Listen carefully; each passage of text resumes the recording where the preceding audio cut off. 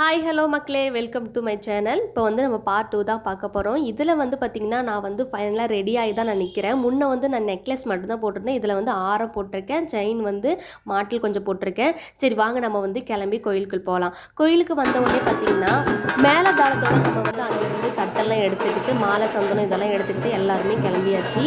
ஃபைனலாக வந்து பார்த்திங்கன்னா அங்கே போயிட்டு கோயிலுக்கு முன்னாடி நாங்கள் வந்து இங்கேருந்து யாருமே உள்ளே போகலை. நாங்கள் வந்து வெளியவே டான்ஸ்லாம் ஆடி எல்லாமே முடிச்சிட்டோம். நம்ம வந்து தட்டி எடுக்க ஸ்டார்ட் பண்ணிட்டோம்.